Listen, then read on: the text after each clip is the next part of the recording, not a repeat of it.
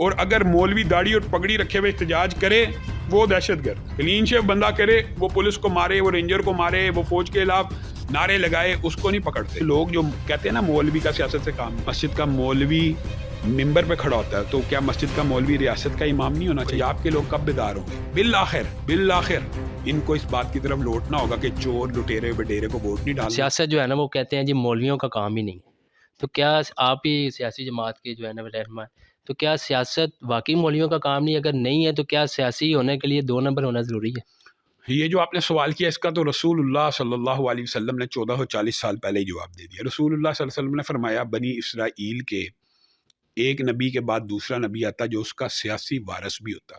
میری امت میں نبی نہیں آئے گا لیکن میری امت میں علماء آئیں گے، اور ساتھ ایک لفظ کہا اور وہ میرے وارث ہوں گے۔ اب مجھے ایک بات بتائیں کہ رسول اللہ نے کہا علماء میرے وارث ہوں گے، یہ جو لوگ جو کہتے ہیں نا مولوی کا سیاست سے کام نہیں، کیا رسول اللہ نے وارث قرار دیا صرف ممبر کا، سیاست کا نہیں، عدالت ریاست کا نہیں، تخت رسول کا وارث قرار نہیں دیا؟ یہ تو لوگوں کو سوچنا چاہیے کہ اگر مسجد کا مولوی آگے کھڑا ہوتا ہے تو کیا مسجد کا مولوی ممبر پہ کھڑا ہوتا ہے تو کیا مسجد کا مولوی ریاست کا امام نہیں ہونا چاہیے؟ ہونا چاہیے۔ یہی اسلام اور دین اور شریعت کہتی ہے۔ یہ سرمایہ دارانہ نظام نے مغالطہ ڈالا ہوا، یہ اصل میں ایک تحریک چلی ہے یورپ سے ہی کہ ریاست کا دین اور مذہب سے، پاپیت کے خلاف آپ کو علم ہوگا، ایک پوری تحریک تھی کہ مذہبی رہنماؤں کو ریاست سے الگ کر دیا جائے۔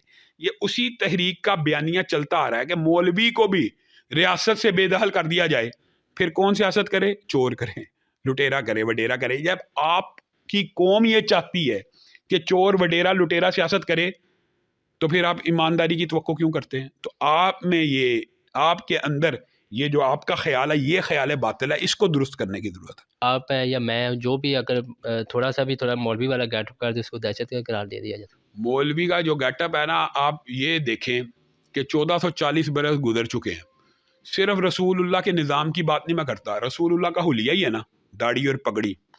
رسول اللہ کا حلیہ صرف اتنا باروب ہے کہ افغانستان کے مولوی نے پہننی ہو تو امریکہ میں لوگ بیٹھ کے کانپ رہے ہوتے ہیں۔ تو میں یہ سمجھتا ہوں کہ یہ اللہ تعالیٰ نے رسول اللہ کو بھی یہ روب دیا تھا، اور ہمیں مولویوں کو اس بات کے اوپر کبھی بھی اس بات کو نیگیٹو نہیں لینا چاہیے۔ یہ اللہ کے فضل و کرم سے روب ہے کہ رسول اللہ کی سنت کے اوپر عمل کرو، اگلے کے دل کے اوپر روب طاری ہو جاتا ہے۔ یہ پگڑی اور داڑھی کے جو دشمن ہیں، یہ بنیادی طور پہ اسلام کو براہ راست نشانہ نہیں بنا سکتے تو مولوی کو بناتے ہیں۔ اسلام کو نشانہ بنانے کی کئی تو جرت کر لیتے ہیں، لیکن وہ سمجھتے ہیں شاید اسلام کو براہ راست نشانہ بنائیں گے یا رسول اللہ کی ذات کو براہ راست نشانہ بنائیں گے تو لوگ ہمارے خلاف ایجیٹیشن کریں گے، تو اسلام کو نشانہ بنانے کی بجائے یہ مولوی کو نشانہ بناتے ہیں۔ لیکن پگڑی اور داڑھی کس کی سنت ہے؟ رسول اللہ کی سنت ہے، تو آپ کو سنت کے اوپر بھی اعتراض ہے۔ اور اگر مولوی داڑھی اور پگڑی رکھے ہوئے احتجاج کرے وہ دہشت گرد، کلین شیو بندہ کرے وہ پولیس کو مارے، وہ رینجر کو مارے، وہ فوج کے خلاف نعرے لگائے، اس کو نہیں پکڑتے۔ مولوی ممبر کے اوپر بیٹھ کے چند جملے کہہ دے اس کو پکڑ لیتے ہیں۔ ملک پاکستان کا وزیر اعلیٰ ہو، وزیر اعظم ہو، اس کو یا تو خاتم النبیین لفظ نہیں پڑھنا آتا یا پھر دیکھ کے آیت یو میں نہیں پڑھنی آتی۔ کیا یہ اسلام کا ایک غلط چہرہ دکھایا جا رہا ہے یا کوئی پاکستان کے عوام کی یہ مذاق بنایا جا رہا ہے؟ میں یہ سمجھتا ہوں علماء کے ہاں تو یہ بات اجماعی ہے کہ جو اسلامی ریاست کا حاکم ہو اس کا علم کم از کم، جو کم از کم کی بات ہو رہی ہے، یہ ہو کہ وہ 5 وقت کی امامت کرا سکے۔ اب مجھے ایک بات بتائیں کہ آج 75 برس گزر گئے ہیں، کیا کوئی ایک ایسا آپ کی نظر میں وزیر اعظم صدر آ رہا ہے جو 5 وقت کی جماعت کرا سکتا ہو؟ چلو شاید ظہر اور عصر کی تو کرا سکتا ہو، فجر کی امامت کون کرا سکے گا؟ اور پھر کم از کم معیار یہ ہے جو حاکم ہے وہ جمعہ پڑھا سکتا ہو۔ آپ مجھے بتائیں کہ کیا جمعہ پڑھانے والا آج تک کوئی حکمران آیا؟ تو یہ تو سراسر اسلام کے خلاف ہے۔ یہ باتیں اسلامی شکوں سے یہ باتیں متصادم ہیں۔